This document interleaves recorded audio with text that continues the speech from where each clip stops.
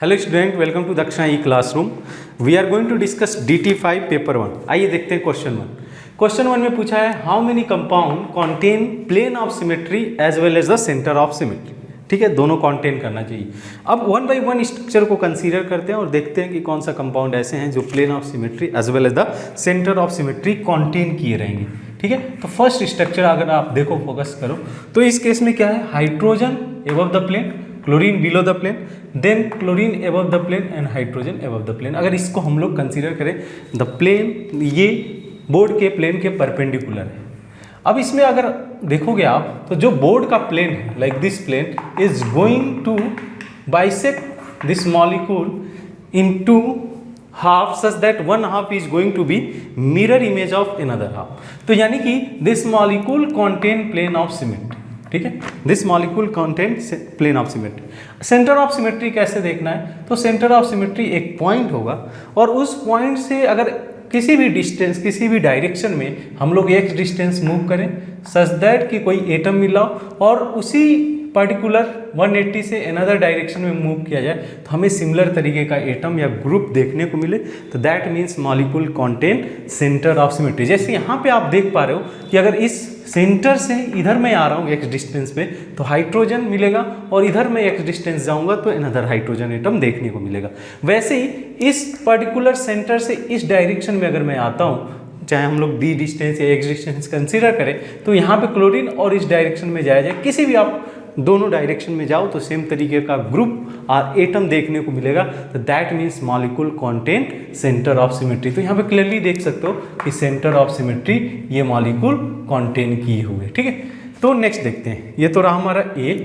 ठीक है, B structure पे फोकस करते हैं। B स्ट्रक्चर में क्या दे रखा है, तो carbon carbon double bond and then bromine और इधर आपका क्लोरीन है। ठीक है, इधर क्लोरीन है और इधर आपका ब्रोमीन है। अगर इस पे अगर फोकस किया जाए तो ये मॉलिक्यूल, ये कार्बन sp2 हाइब्रिडाइज है, ये कार्बन sp2 हाइब्रिडाइज है, पूरा मॉलिक्यूल बोर्ड के प्लेन में लाइज करेगा। तो यानी कि जो बोर्ड का प्लेन है यही हमारा प्लेन ऑफ सिमेट्री की तरह काम करेगा। ठीक है, बात करते हैं सेंटर ऑफ सिमेट्री की। तो इस पर्टिकुलर पॉइंट को अगर ऑब्जर्व किया जाए, ठीक है, इस पॉइंट के अगर x डायरेक्शन इधर आते हो तो क्लोरीन होगा, अनदर अगर x डायरेक्शन इधर मूव करते हो तो क्लोरीन देखने को मिलेगा। दैट मीन्स, और इधर वैसे ही किसी भी डायरेक्शन में आप चेक कर सकते हो तो आपको देखने को मिलेगा कि सेम ग्रुप से हम लोग मीट कर रहे हैं अगर हम लोग अपोजिट डायरेक्शन में जाएं तो। That means this molecule contain plane of symmetry as well as the centre of symmetry. This molecule contain plane of symmetry as well as the centre of symmetry. Next structure पे focus करें, C। तो C के अंदर आपको क्या दे रखा है, C पे अगर आप फोकस करें तो इसमें आपका साइक्लोहेक्सेन रिंग, ठीक है, देन आपका ये methyl group above the plane, methyl group below the plane, then methyl group above the plane, methyl group below the plane, methyl group above the plane and methyl group below the plane. अब इसमें देखा जाए तो अगर देखो आप तो इसमें कई सारे प्लेन ऑफ सिमेट्री देखने को मिलेंगे। एक तो सिंपल सा बात ये है, इस प्लेन को कंसीडर किया जाए, जो बोर्ड के परपेंडिकुलर प्लेन को जो है अगर कंसीडर किया जाए तो ये प्लेन इस मॉलिक्यूल को दो हिस्सों में बाइसेक्ट करेगा such that one half is going to be mirror image of another half. जहाँ तक रही बात सेंटर ऑफ सिमेट्री की, तो सेंटर ऑफ सिमेट्री अगर देखो इस पॉइंट से अगर आप x डिस्टेंस इधर जाते हो तो आपको मिथाइल दिखेगा, उतना ही x डायरेक्शन अगर अपोजिट डायरेक्शन में जाते हो तो आपको मिथाइल देखने को मिलेगा। That means this molecule also contain plane of symmetry as well as the centre of symmetry. This molecule contain plane of symmetry as well as the centre of symmetry. Next option D। ठीक है, तो इसमें अगर आप देखो तो इस molecule को कुछ ऐसे इन्होंने बना रखा है, C double bond O NH। ठीक है, देन आपका C डबल बॉन्ड O और यहाँ पे आपका NH लाइक दिस। दूसरा है हाइड्रोजन मिथाइल, मिथाइल हाइड्रोजन। अब इस पे अगर फोकस करें तो ये मॉलिक्यूल प्लेन ऑफ सिमेट्री क्या कॉन्टेन कर रहा है, क्या देखो कोई ऐसा प्लेन है सच दैट इस मॉलिक्यूल को बाइसेक्ट करे और ये मॉलिक्यूल का वन पार्ट अनदर पार्ट का मिरर इमेज होगा, नहीं। तो that means this molecule does not possess plane of symmetry. But जहाँ तक रही बात सेंटर ऑफ सिमेट्री की, यस, अगर हम लोग इस पॉइंट को कंसीडर करें, इस डायरेक्शन में जाएं तो CO ग्रुप, इस डायरेक्शन में जाएं तो अनदर CO ग्रुप, इधर जाएं तो NH ग्रुप, अनदर डायरेक्शन में NH ग्रुप। सिमिलरली आप किसी भी डायरेक्शन में जाओ, x डायरेक्शन में और ऑपोजिटली x डायरेक्शन में, तो आपको सेम ग्रुप देखने को मिलेगा। That means this molecule contain centre of symmetry. तो हमें देखना है कि किस मॉलिक्यूल के अंदर plane of symmetry as well as the centre of symmetry दोनों प्रेजेंट है। नेक्स्ट स्ट्रक्चर पे फोकस करते हैं, ई। ठीक है, अभी भी अगर फोकस करें तो हमको पता है कि ये जो स्पायरो और एल्कीन वाले केस होते हैं, ठीक है, ये तो परपेंडिकुलर हो जाएगा, इसका जो प्लेन होगा, और ये सेम प्लेन में आ जाएंगे। ठीक है, ये रिंग और ये रिंग सेम प्लेन में आ जाएंगे। ये कॉन्सेप्ट मैंने डिस्कस किया हुआ है कि ये परपेंडिकुलर होगा, इसका जो प्लेन होगा पाई ऑर्बिटल का, और ये आपके सेम प्लेन में होंगे, रिंग ए और रिंग बी। ठीक है, इतना हम लोग को हेल्प मिल जाएगा। उसी तरीके से अगर इसको मैं हाइड्रोजन जोड़ा गया, हाइड्रोजन, इधर आपका मिथाइल ग्रुप है। ठीक है, इधर आपका हाइड्रोजन मिथाइल और इधर आपका हाइड्रोजन। अगर इस पर फोकस किया जाए, राइट, क्या मॉलिक्यूल के अंदर प्लेन ऑफ सिमेट्री प्रेजेंट होगा? अगर आप ध्यान से देखो तो ये जो परपेंडिकुलर, इसको ऐसे मैं दिखा देता हूँ, like this, methyl is like this pointing towards earth and this pointing away from this. इसको भी ऐसे ही मैं दिखा देता हूँ, pointing towards us and this methyl group pointing away from the us. ठीक है, now the plane which is perpendicular to this board is going to bisect this molecule in two halves such that one half is going to be mirror image of another half. That means this molecule contain plane of symmetry. Symmetry जो है, similarly अगर हम लोग देखें centre of symmetry पे focus करें, yes, this point अगर हम लोग देखें, इस पॉइंट के राउंड अगर देखा जाए इस मिथाइल, और उधर ही अपोजिट d डिस्टेंस में मूव करूं तो another methyl, that means this molecule contain centre of symmetry also, plane of symmetry as well as the centre of symmetry. This is also going to be our answer. Now, next structure is our this one, double bond, then ring, and then another double bond. So this double bond will going to be in the same plane. The remaining group will be like this: bromine away from the us, hydrogen towards us. Similarly, hydrogen away from the us and bromine towards us, like that. Now we can consider the plane which is perpendicular to the plane of board plane is going to bisect this molecule in two half such that one half is going to be mirror image of another half. So this molecule contain plane of symmetry. This molecule contain plane of symmetry. Which plane? The plane which perpendicular to the plane of the board. Now consider the center of symmetry. This point we can consider, if you are moving x distance we will get bromine, we will move another x distance opposite to the this one, we are going to get the bromine. That means this molecule contains center of symmetry also. This will also going to be our answer. Now next अगर देखा जाए G is like this one. Now this two ring, this spiral compound, in this spiral compound one ring is going to be perpendicular to another ring. I am going to draw like this. This will remain in the board plane, but this is going to be perpendicular to the board plane. Now this molecule does not possess plane of symmetry as well as the center of symmetry. We can clearly see this does not possess plane of symmetry as well as the center of symmetry, because this ring is going to be perpendicular with respect to another ring. Now अगर हम लोग H structure पे focus करें तो यहाँ पे this molecule है 3 methyl group pointing towards us, like this methyl group, this methyl group pointing towards us, this methyl group pointing away from us, this methyl group pointing away from us, this methyl group pointing away from us. We can consider the plane which is like this, perpendicular to the plane, board plane, is going to bisect this molecule in two halves such that one half is going to be mirror image of another. That means this molecule contain plane of symmetry. Now consider center of symmetry. Like we can consider this one as a center of symmetry, because if we are taking this methyl group and this methyl group, similarly this methyl group, they will be symmetrically opposite to this point. Now this molecule contain plane of symmetry as well as the center of symmetry. We have to count how many compound contain plane of symmetry as well as the center of symmetry. Like 1, 2, 3, and this one is 4, 5, 6. 6 structures are there which contain both plane of symmetry as well as the center of symmetry. Moving to next question. Question number 2. Right?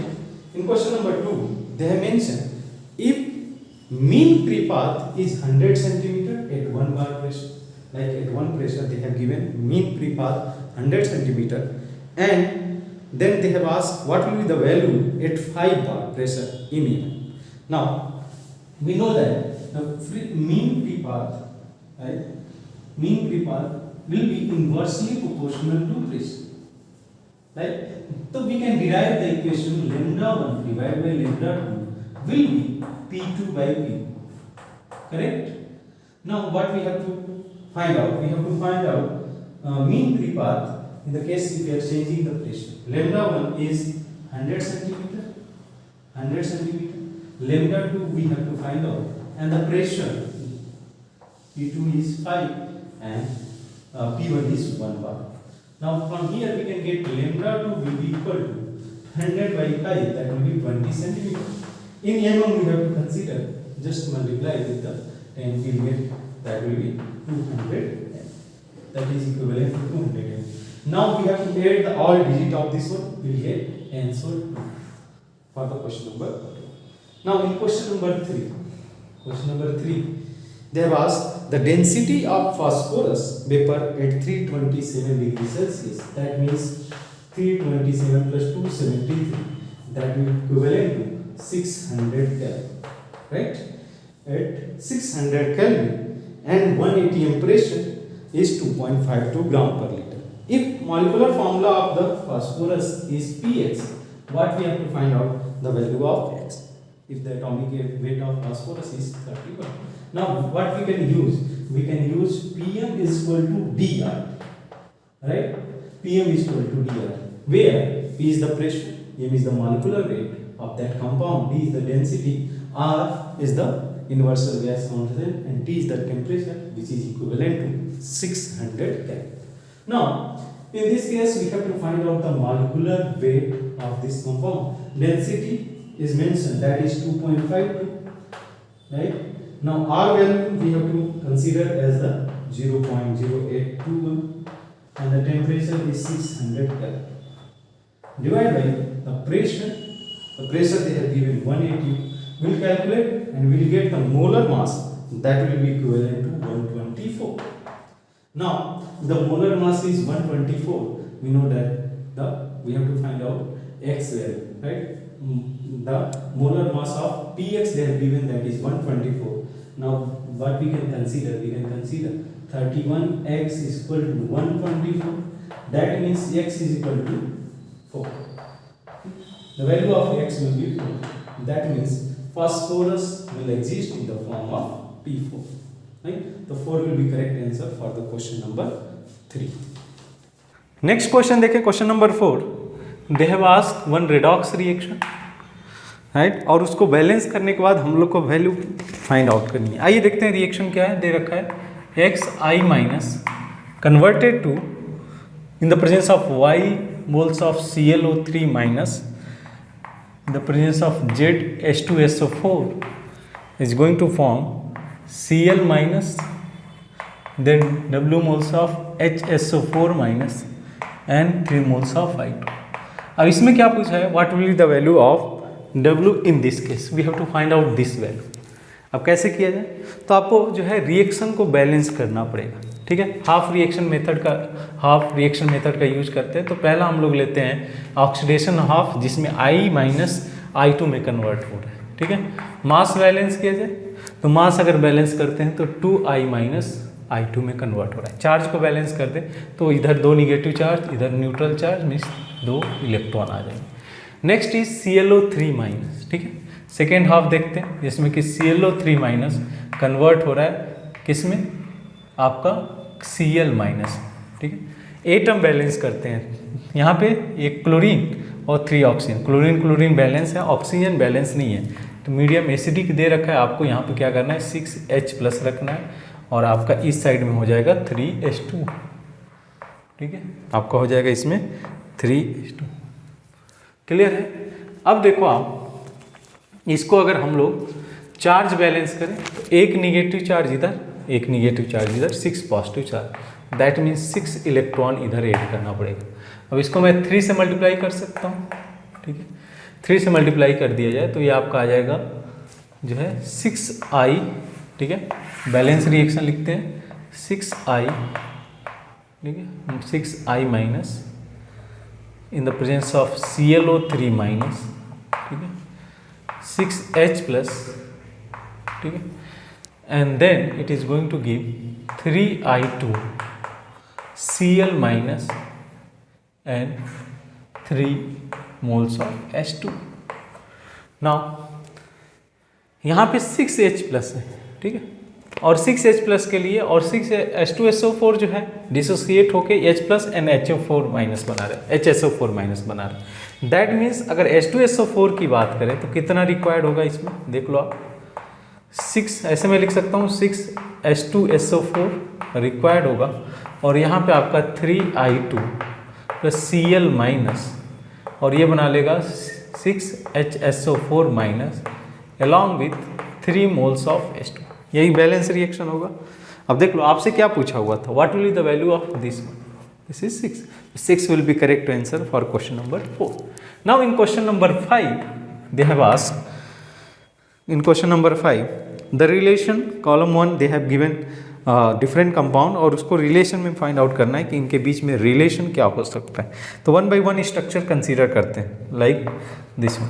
ठीक है, एक एक structure को consider करें तो इसमें CH2OH above the plane और यहाँ पे hydrogen below the plane. Similarly यहाँ पे क्लोरीन, आपका क्लोरीन अप, इसका कॉन्सेप्ट लगा सकते हो कि यहाँ पे भी अप है और यहाँ पे भी ये अप है, राइट।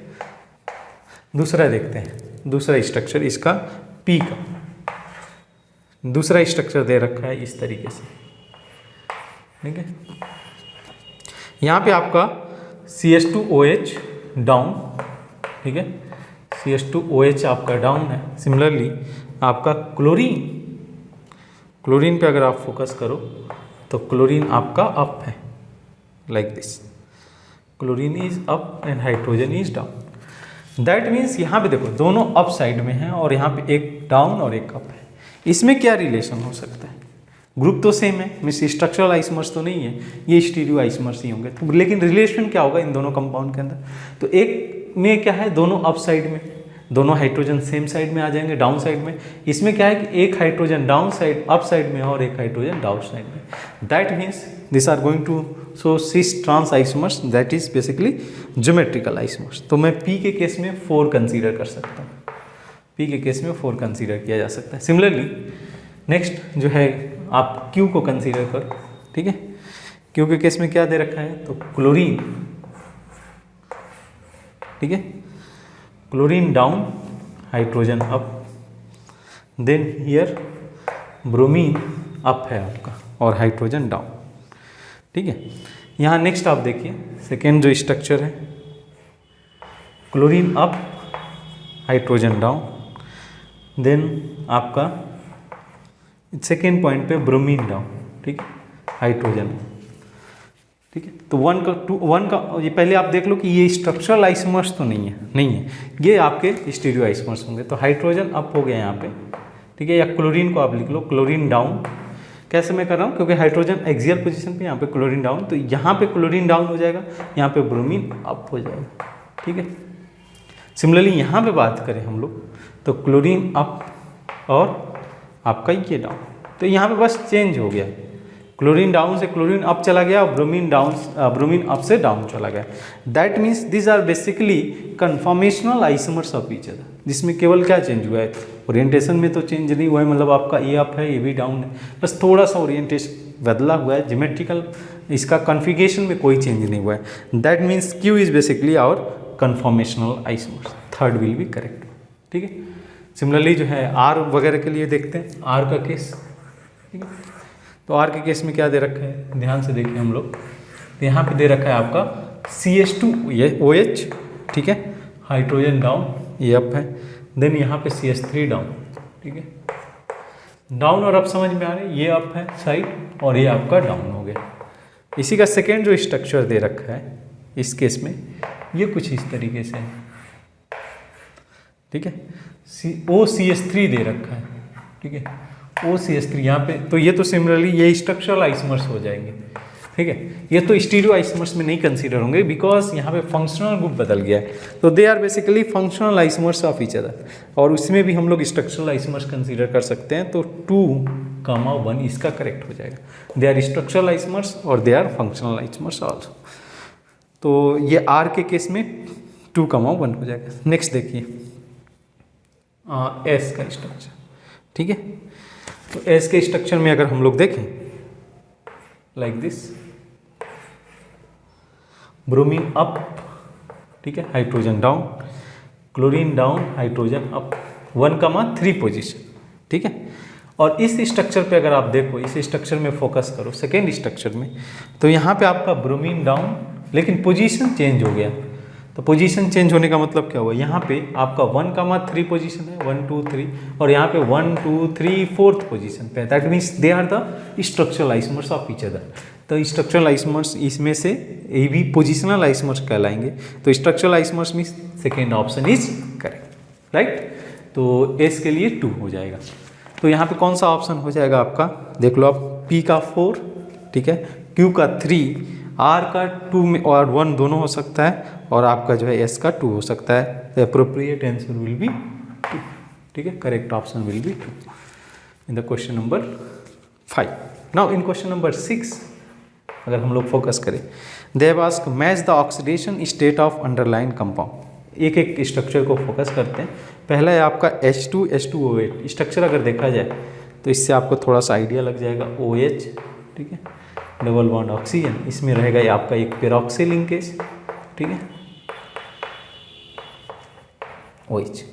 अब इसमें क्या है कि आपका पूछा गया है कि ऑक्सीजन का जो ऑक्सीडेशन स्टेट होगा वो क्या होगा, ठीक है, तो यहाँ पे तो आपका -2 होगा, इन सब में -2 आएगा ऑक्सीजन का, साथ साथ में इस वाले का अगर कंसीडर करो पेरोक्सी लिंकेज का -1 है, ठीक है, -1, तो इसमें जो ऑक्सीडेशन स्टेट है -2 हो सकता है एज वेल एज द -1 हो सकता है, और इस केस में यानी कि P के लिए आपका 1,4 करेक्ट हो सकता है, 1,4 करेक्ट हो जाएगा, ठीक है, sorry -2 -1 that means 2,4 will be correct. Q की बात करते हैं, Q स्ट्रक्चर में क्या दे रखा है, तो Q इज बेसिकली FeS2, ठीक है, FeS2 में आपका सल्फाइड, अगर माइनस इसमें किसका दे रखा है, आपका सल्फाइड का, ठीक है, सल्फाइड का दे रखा है, तो सल्फाइड किस में आपका एग्जिस्ट करेगा, यहाँ पे सल्फाइड आपका एग्जिस्ट करेगा 2,4 -2 एज वेल एज द -4 दोनों में एग्जिस्ट कर सकता है।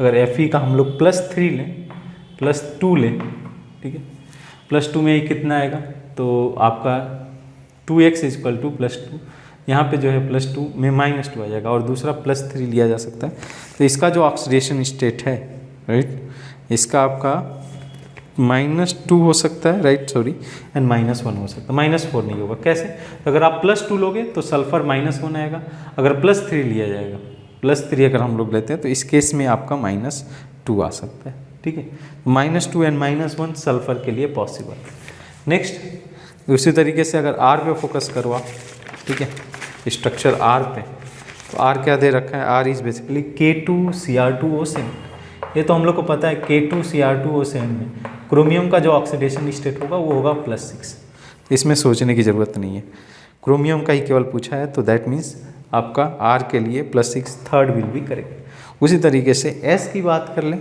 S में आपका दे रखा है क्रोमाइल क्लोराइड, ठीक है, नहीं CaOCl दिए रखा है, कैल्शियम ऑक्सीक्लोराइड, ठीक है, तो इसमें पूछा हुआ है इसका, इन्होंने जो है क्लोरीन का ऑक्सीडेशन स्टेट पूछा हुआ है, तो क्लोरीन का ऑक्सीडेशन स्टेट यहाँ पे एक में +1 होगा, एक क्लोरीन का, और दूसरे क्लोरीन का ये जो है -1 होगा, ठीक है, तो बेसिकली ये OCl माइनस में एग्जिस्ट करता है, OCl माइनस। तो -2 में ये रहता है आपका और +1 में क्लोरीन रहता है, तभी ये -1 चार्ज देता है। Another chlorine will exist in form of chlorine minus. तो क्लोरीन एग्जिस्ट करेगा +1 एज वेल एज द -1। तो that means 1,4 will be correct for question number 6। ठीक है, तो सेकेंड ऑप्शन हम लोग क्वेश्चन नंबर 6 को दे सकते हैं। Second option will be correct for question number 6। Next देखिए क्वेश्चन नंबर 7। ठीक है, तो 7, 8 एंड 9 कुछ गिवन स्ट्रक्चर है, उसी पे बेस्ड है। तो अगर स्ट्रक्चर हम लोग देखें तो ये स्ट्रक्चर दे रखा है आपका like this, cyclohexene, this is our A। B structure is cyclohexane 1,2 dimethyl cyclohexane, and this is our A, this is our B. C is butene, D is our butane, and E is our 1,2 dimethyl benzene. This is our E. तो 7th question में क्या पूछा है, which of the following show maximum stability. Stability कैसे consider किया जा सकता है, रेजोनेटिंग स्ट्रक्चर का, मतलब इसमें रेजोनेंस पॉसिबल है कि नहीं, बिकॉज डबल बॉन्ड की स्टेबिलिटी के बारे में पूछ रहा है। तो अगर हम लोग डबल बॉन्ड की बात करें तो इसमें double bond because of this resonance it is going to gain extra stability, और साथ में एरोमेटिसिटी गेन कर रहा है because of this resonance.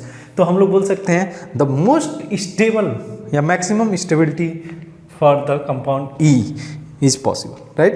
So in that case for question number 7 fourth one will be correct.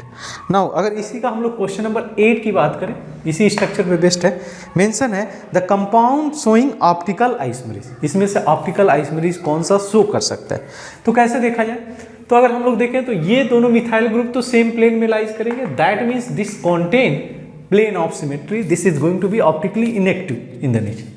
This compound can exist in two forms. One form will be like this, both methyl group will be on the same side like cis configuration. In this case it will contain plane of symmetry, and because of that it is going to be optically inactive. But another form will be another configuration will be trans configuration, like one methyl will be above the plane and another will be below the plane. Now this molecule does not possess plane of symmetry or center of symmetry, this is going to be optically active. Now in other cases like this does not contain any chiral center, this also does not contain or possess any chiral center, the same criteria for this one.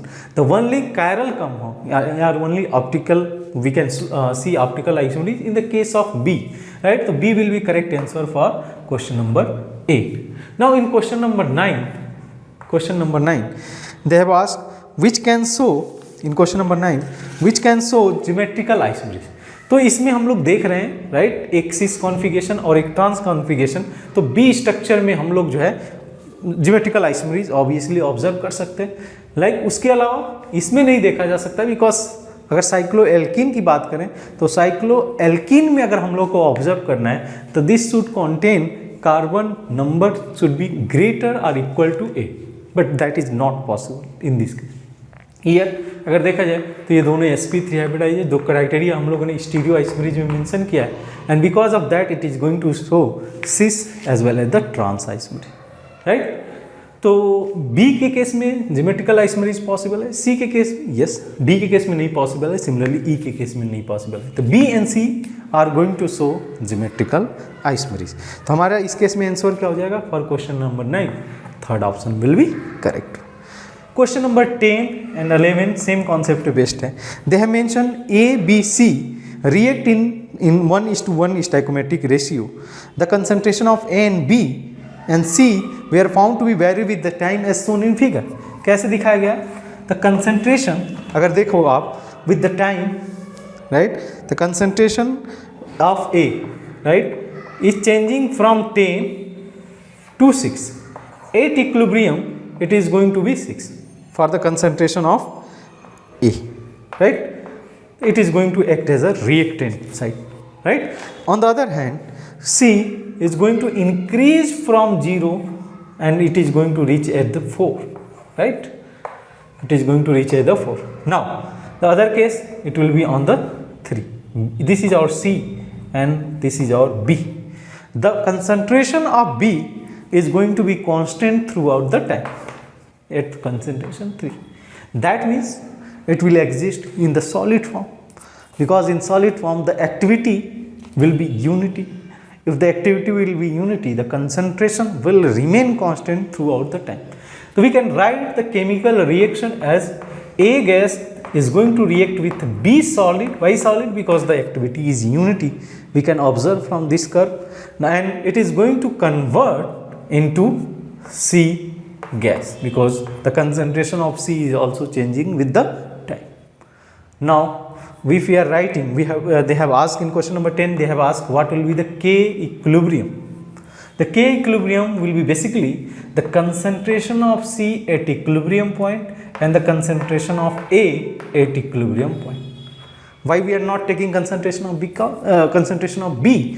Because the concentration is not changing with the time. We can take activity of B as a, because we are not taking concentration. We have observed we are taking activity of that compound, right? We can write simply this is the C equilibrium will be 4 and A equilibrium will be 6. This will give basically 2 by 3. So for question number 10, our option will be, our correct option will be 2. Now in question number 11, right, they have asked what will be the equilibrium reaction represent the correct variation of concentration. B solid can be remain in the product side also, that is not going to change the K equilibrium, but they have given the option like C gas plus A gas going to form B gas. That is incorrect. A gas plus B gas is going to react and going to form C gas. C gas plus B solid is going to react and going to form A gas. That is incorrect, because the concentration of A is decreasing with the time. Similarly for the option 4, A gas plus B solid is going to form C gas. That means option 4 will be correct for question number 11. Now in question number 12, now focus on question number 12. Focus on question number 12. They have asked which compound possesses optical activity. In question number 12, they have asked which compound is optically active. Right? Take option 1. Question for question number 12, option 1 is this one. This chlorine, 2 chlorine are above the plane. These 2 chlorine are above the plane, and here bromine is oriented like this. So this molecule possesses plane of symmetry. This contain plane of symmetry. It is going to be optically inactive in the nature, right? This cannot be our answer. उसी तरीके से second option पे focus करो, तो second के case में क्या है, तो आपका इधर ब्रोमीन हो गया like this above the pointing towards अर्थ, यहाँ पे आपका क्लोरीन हो गया पॉइंटिंग टुवर्ड्स अर्थ, और यहाँ पे आपका ब्रोमीन हो गया और क्लोरीन हो गया. Clearly this does not poses plane of symmetry or center of symmetry or alternating axis of symmetry. We can clearly see, and this is going to be optically active compound. Now option third, in option third they have mentioned 2 chlorine like this, 2 chlorine and 2 bromine like this. What we can observe, this molecule contain plane of symmetry. Which will be plane of symmetry? The board plane. Okay? It is going to be plane which is going to bisect this molecule in 2 halves, such that one half will be mirror image of other half. So this compound is also going to be optically inactive. Now focus on the fourth option. That is basically our bromine is below the plane and chlorine is pointing towards us. That means above the plane. Similarly bromine, that is our trans configuration. We have already done this one.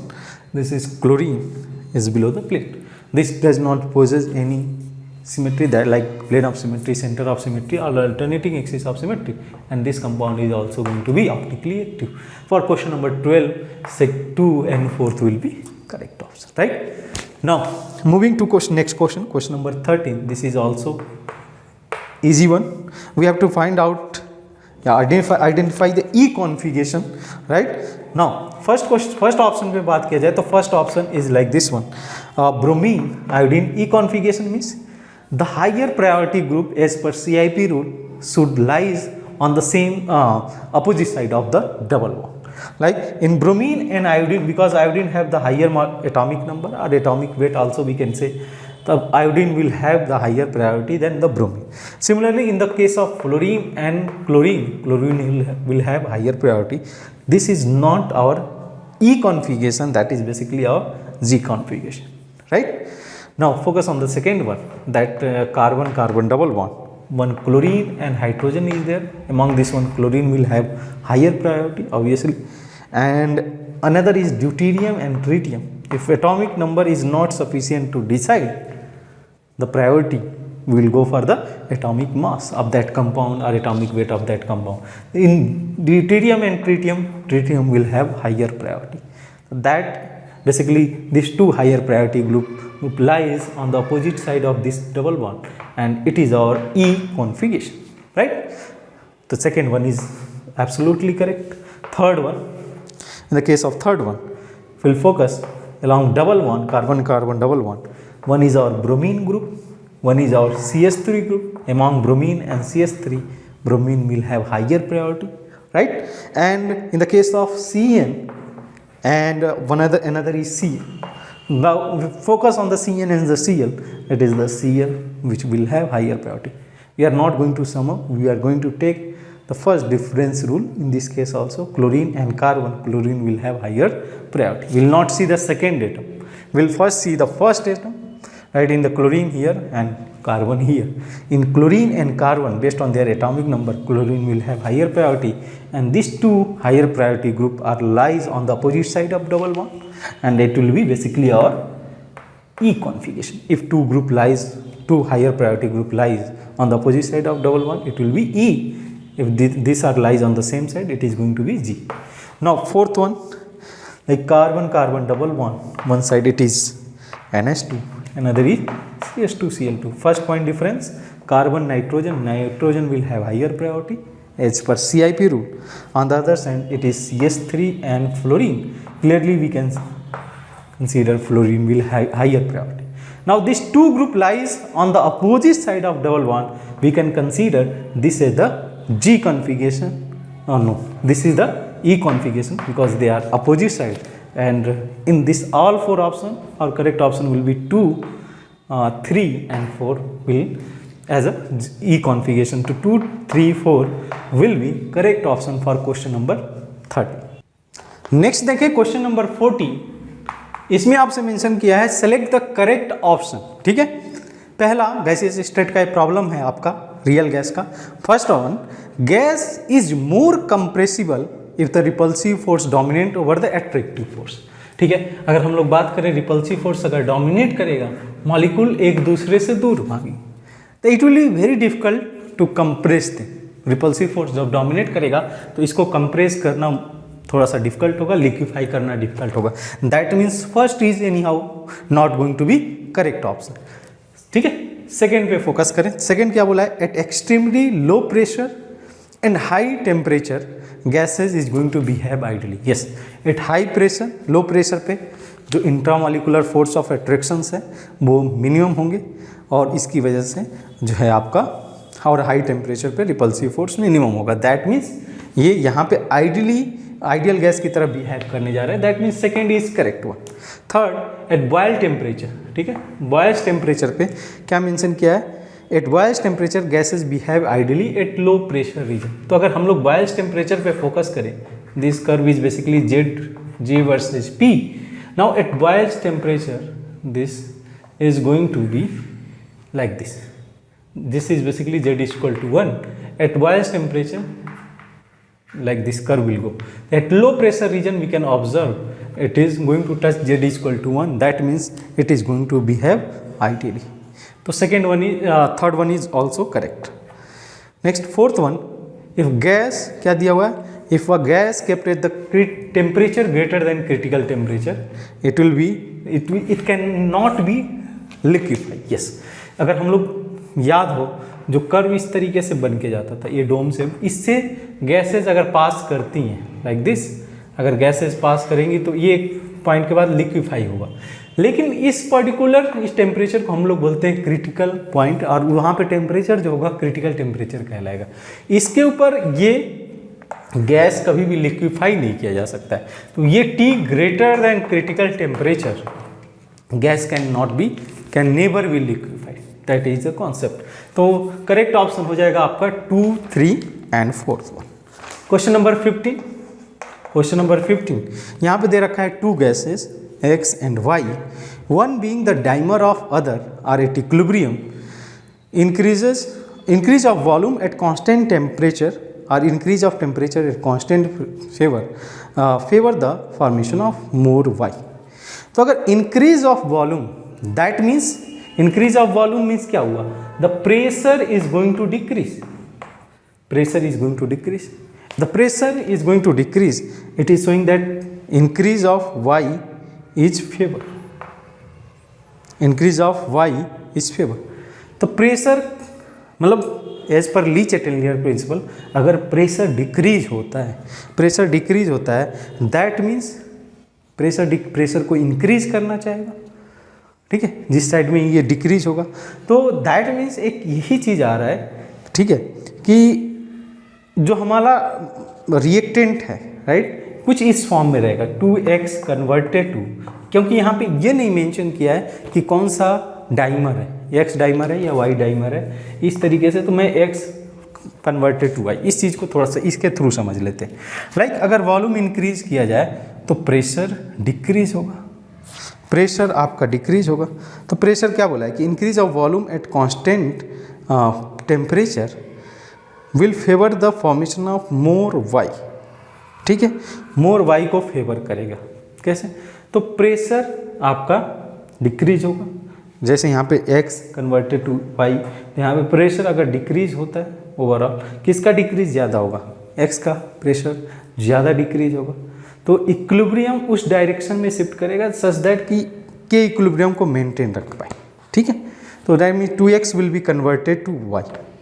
Next क्या देख रखा है, increase in temperature at constant pressure favour the formation of more Y, ठीक है। That means reaction is endothermic, right. Increase of temperature at constant pressure favour the formation of more Y, ठीक है। तो temperature increase करने पे तो means ये reaction आपका एंडोथर्मिक होगा, और एंडोथर्मिक मीन्स आपका ये हो जाएगा y प्लस क्यू, ठीक है, y प्लस क्यू, यही चीज़ होगा।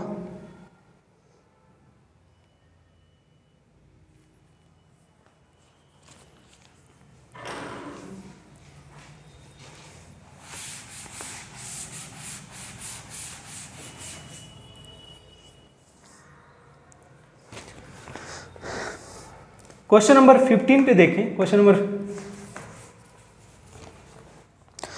नंबर 15 अगर हम लोग देखें तो इसमें बोला है कि 2 gases x and y are being one being the dimer of other at equilibrium, increase of volume at the constant temperature. अगर वॉल्यूम इंक्रीज किया जाए at constant temperature, that means pressure is decrease, और pressure अगर decrease हो रहा है तो that means यहाँ पे बोला गया कि it favour the y increase हो रहा है। Similarly, if temperature is going to increase, y is also going to increase at constant pressure।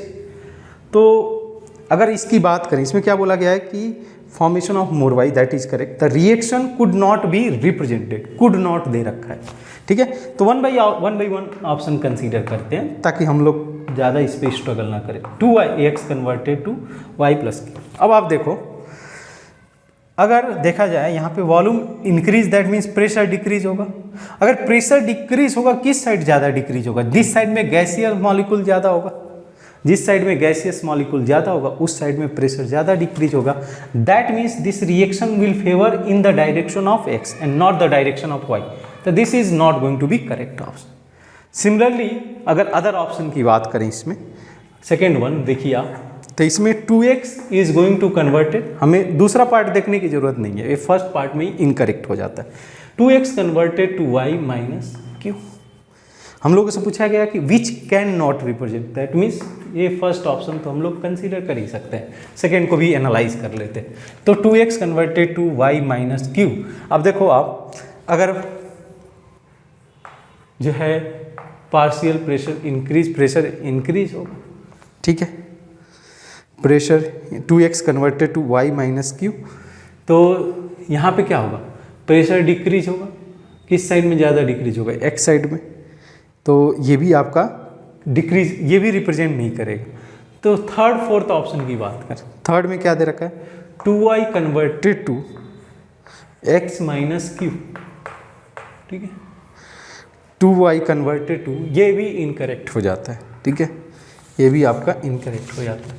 2y converted to x, ये तो सही है, बिकॉज अगर प्रेशर मतलब पार्शियल प्रेशर, अगर प्रेशर इन डिक्रीज हो रहा है, वॉल्यूम अगर डिक्रीज हो इंक्रीज होगा तो प्रेशर डिक्रीज होगा, तो रिएक्शन उस डायरेक्शन में फेवर करेगा जिस साइड में ज़्यादा प्रेशर डिक्रीज होगा, राइट। तो ये x के डायरेक्शन में फेवर करेगा। 2y की बात करें, 2y x माइनस क्यू, देख लो आप, 2y कन्वर्टेड टू x, ये तो सही है, बिकॉज अगर प्रेशर ओवरऑल डिक्रीज हो रहा है, दैट मीन्स उस डायरेक्शन में वो प्रेशर ज़्यादा डिक्रीज होगा जिधर गैसियस मॉलिक्यूल ज़्यादा हो, तो उस डायरेक्शन में फेवर करेगा जिधर गैसियस मॉलिक्यूल ज़्यादा से ज़्यादा बने। और उसके अलावा क्या दे रखा है कि ये जो रिएक्शन है that is endothermic, means heat absorb कर रहा है, x माइनस क्यू है, तो थर्ड इज और करेक्ट वन। उसके अलावा फोर्थ वन अगर देखो आप, तो 2y converted to x plus Q, ये भी नहीं हो सकता है, बिकॉज आपका इसमें क्या दे रखा है कि आपका 2y converted to x plus Q, तो इसके मीनिंग क्या होगा कि अगर आप टेम्परेचर इंक्रीज करोगे तो ये फेवर करेगा, बिकॉज ये रिएक्शन क्या है, ये रिएक्शन आपका एक्सोथर्मिक है, तो अगर एक्सोथर्मिक है तो बैकवर्ड डायरेक्शन में फेवर करेगा। यहाँ पे एंडोथर्मिक है तो ये फॉरवर्ड डायरेक्शन में, यहाँ पे क्या था कि माइनस क्यू था, माइनस क्यू मतलब क्या हुआ कि हीट आपका इधर अगर लिखा जाए तो ये एक आपका एंडोथर्मिक रिएक्शन है, तो वाई डायरेक्शन में फेवर करेगा, टेम्परेचर इंक्रीज करने पे फॉरवर्ड डायरेक्शन में फेवर करेगा। यहाँ पे क्या होगा, x प्लस क्यू है, तो अगर यहाँ पे आप टेम्परेचर इंक्रीज करोगे तो reaction will favour in the forward direction, यानी कि more number of Y will form. तो ये थर्ड भी इनकरेक्ट है, 1 2 3 will be incorrect one, fourth one will be correct one only, fourth is correct one only, ठीक है। Next question number 60, ठीक है, this was the good question. Fourth one basically it is going to represent the given expression, right. Next, out of the following the alkene that exhibit optical isomerism, that means this compound should contain chiral center, 2-methyl pentene या 2-pentene, this is this is 2-methyl pentene। अब इसमें देखा जाए कोई chiral center तो नहीं है, this is not going to show optical isomerism। next 3-methyl, this is 3-methyl pentene, इस केस में भी नहीं है। आप थर्ड वन देखो, 4-methyl 1 2 3 4 मिथाइल पेंट 1 ये भी नहीं हो सकता है, because this also does not contain any chiral centre. 3 methyl paint 1, yes, यहाँ पे 4 डिफरेंट ग्रुप जुड़े हुए हैं, hydrogen, ethyl group and ethene group और एक methyl group, means that is chiral centre. और यहाँ पे हम लोग ऑप्टिकल आइसोमेरिज ऑब्जर्व कर सकते हैं। तो क्वेश्चन नंबर 16 के केस में fourth one will be correct one, ठीक है, fourth one will be correct one. Next देखते हैं, next is which of the following is option is correct. पहला देखिए आप, ये भी आइडियल गैस से आप रियल गैस से दे रखा है। In van der Waals equation that is basically question number 17, ये क्या दे रखा है, van der Waals gas equation A by Vm square and Vm minus V is equal to R. What they have mentioned for ammonia and N2, the value of A for ammonia is large. A क्या दिखाता है, ये represent करता है जो attractive force molecule के अंदर काम करते हैं, ठीक है। तो अगर हम लोग वनली वन करेक्ट ऑप्शन है तो क्लियरली देख सकते हैं कि अमोनिया पोलर है कंपेयर टू N2, इसमें force of attraction, intermolecular force of attraction ammonia में ज़्यादा होगा compare to N2। That means if ANH3, if force of attraction in ammonia is greater than N2 means ANH3, van der Waals gas constant A for ammonia will be greater than A for N2, right? तो that means first option is correct.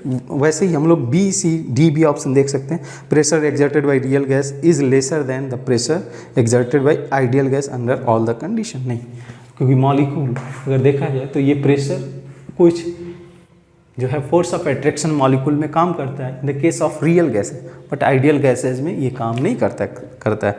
That means pressure exerted by real gas is greater than, right, is greater than the ideal gas under all condition. Then at high pressure attractive force dominant in the real gases, नहीं, जो attractive force है वो उतना dominant नहीं करेंगे। If the real gases follow the PBm minus V, ठीक है, if real gases follow PBm minus V, that means for intramolecular force of attraction is not working, ठीक है, it can be easily liquefy, ये गलत है। उस case में अगर intramolecular force of attraction molecule में नेग्लिजिबल है तो गैस को लिक्विफाई करना डिफिकल्ट हो जाएगा। That means fourth is also incorrect. Question number 18, ठीक है, क्या दे रखा है? If titration of H2O2 certain amount is titrated with y mole of KMnO4 in the acidic medium, the mole of H2O2 in the solution, ठीक है, ठीक है, y मोल्स हम लोग ले रहे हैं तो KMnO4, ठीक है, KMnO4 कन्वर्ट हो जाएगा आपका एसिडिक मीडियम में Mn2 प्लस में, ठीक है, Mn2 प्लस में। तो ये आपका अगर बैलेंस आप करो तो यहाँ पे आपको देना पड़ेगा 8H प्लस, ठीक है, और यहाँ पे आपका आ जाएगा 4H2, करेक्ट ना। इलेक्ट्रॉन की बात करें तो 2 पॉजिटिव चार्ज इधर, और आपका इधर से 2 पॉजिटिव चार्ज हट गया, 6 पॉजिटिव और 1 निगेटिव, 5 इलेक्ट्रॉन इधर हो जाएंगे। और H2O2 क्या होगा? H2O2 ऑक्सीडाइज होगा, या ऑक्सीडाइज होगा H2O2 में कन्वर्ट होगा, ठीक है, या H2O में कन्वर्ट होगा। ऑक्सीजन रह गया तो आप इधर 2H प्लस ऐड कर दो, ठीक है, और ये आपका 2 मोल्स ऑफ H2O हो जाएगा। यही चीज़ होगा। इलेक्ट्रॉन बैलेंस कर लेते हैं तो 2 इलेक्ट्रॉन्स वंस अगेन आपका H2O2 किस में ऑक्सीडाइज होगा? क्योंकि यहाँ तो रिड्यूस हो रहा है ना, ऑक्सीडाइज होगा तो ये -1 से 0 में जाएगा तो O2 का फॉर्मेशन कर देगा, ठीक है, O2 का फॉर्मेशन करेगा। तो अब जो है आप इधर ऑक्सीजन रह गया तो ऑक्सीजन के लिए बेसिकली H प्लस रह गया, तो इसको आप बैलेंस कर सकते हो। मतलब ये आपका +5 से +2 में कन्वर्ट हो रहा है, +7 से 5 इलेक्ट्रॉन का ट्रांसफर है, और ये आपका -1 से 0 में जा रहा है, ठीक है। 2 हैं तो इसके लिए 2 हम लोग -1 से 0 मीन्स 2 कंसीडर कर सकते हैं। तो इसको आप किससे मल्टीप्लाई करोगे, राइट, इसको आप मल्टीप्लाई करोगे 2 से और इसको मल्टीप्लाई करोगे 5 से, तभी तो होगा। तो यहाँ पे क्या लिख सकते हैं हम? y moles of KMnO4 in the acidic medium, ठीक है, तो 2 moles is going to react with the 10 moles, 2 moles of KMnO4 is going to react with the, आप इसके बाद बैलेंस कर सकते हो, 2 moles of KMnO4 going to react with the 5 moles of H2, correct, 5 moles of H2O2. That means 1 mole Y mole will react 2.5 into Y, right? B option is not there. So this will react, Y mole of KMnO4 will react is equal to 5/2 into Y. That is basically 2.5 Y. तो हमारा correct option हो जाएगा 2। सही है, यहाँ पे आप इसके लिए बैलेंस करने की ज़रूरत नहीं है, आप direct oxidation state method consider कर सकते हो, right. Next question number 19, question number 19, they have mention x gram of metal give y gram of its oxide, ठीक है। तो x gram of metal O2 के साथ रिएक्ट करेगा, ठीक है, एक मेटल है और ये फॉर्म कर रहा है ऑक्साइड, ठीक है, सम ऑक्साइड फॉर्म कर रहा है। तो इक्विवेलेंट वेट पूछा गया है, x ग्राम इसका लिया गया है, ठीक है, और इसका y ग्राम फॉर्म कर रहा है इट ऑक्साइड। तो अगर हम लोग, ठीक है, तो y माइनस एक्स अगर कर दें, ठीक है, y माइनस एक्स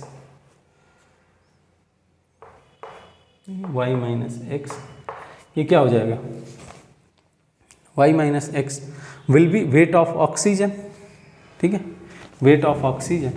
तो ये 8 से मल्टीप्लाई कर दो आप, equivalent weight of oxygen will be 8, ठीक है। x by Y minus X is basically, और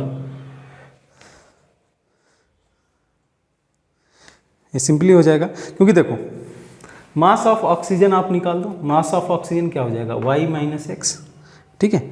तो 8 ग्राम कंबाइन कर रहा है, कितना चाहिए, 8 gram oxygen combine with x by Y minus X into 8, इससे कंबाइन करेगा, बिकॉज अगर आपने x ग्राम लिया हुआ है तो x by Y minus x gram ये ऑक्सीजन रिएक्ट करेगा, तो 8 ग्राम रिएक्ट करेगा इतने से। तो जैसे आप क्या निकाल लो, x ग्राम ऑफ जो है x ग्राम is going to form y minus x gram, उसी तरीके से जैसे y, ऐसे मैं लिख रहा हूँ y minus x gram of metal के साथ रिएक्ट कर रहा है, तो 8 ग्राम कितने के साथ रिएक्ट करेगा, simply x by Y minus X into 8। तो यहाँ पे आप उसको कंसीडर कर लो, आसानी से आ जाएगा, दैट मीन्स और first one is correct. Question number 20 अगर हम लोग देखें, इसमें दे गया कि in gaseous reaction n mole of reactant A decompose to give 1 mole each of the C and D. It has been found that degree of dissociation A at equilibrium is independent of total pressure. The value of n is right. ये निकाला जा सकता है, क्या दे रखा है कि A n मोल इसका डिसोसिएट हो रहा है, Na ये फॉर्म कर रहा है 1 mole of C plus D। तो बोला है डिग्री ऑफ डिसोसिएशन जो हम लोग का is independent of total pressure, निकाला जा सकता है इसको, n की वैल्यू निकालना है। ये क्या हो जाएगा, initial pressure is independent of total pressure, तो इसको मैं लिख सकता हूँ P into 1 minus n alpha, ऐसे लिखा जा सकता है n अल्फा, और ये क्या फॉर्म कर रहे हैं आपका अल्फा P अल्फा, इसका प्रेशर हो जाएगा P अल्फा। तो जो टोटल प्रेशर है क्या दे रखा है, total pressure, it has been found that degree of dissociation of A at equilibrium is independent of the total pressure, ठीक है। अब जो है टोटल प्रेशर क्या हो जाएगा, टोटल प्रेशर हो जाएगा आपका P into 1 minus n alpha plus 2P alpha, ठीक है। तब P को बाहर ले लो, तो 1 minus n alpha plus 2 alpha, यही तो होगा, इज इक्वल टू 0। तो that means that will be independent of, तो इसको क्या होना पड़ेगा, अल्फा n की वैल्यू कितनी होनी पड़ेगी, n की वैल्यू होना चाहिए 2, तभी पॉसिबल है, ठीक है, तभी पॉसिबल है कि ये P इक्वल टू 0 हो जाएगा, तो independent of the partial pressure हो जाएगा अगर n की वैल्यू यहाँ पे 2 हो गई तो। दैट मीन्स क्वेश्चन नंबर 20 के लिए 4th option will be correct, ठीक है। तो this is our paper 1 of DT5, हम लोग सिमिलरली पेपर 2 भी डिस्कस करेंगे।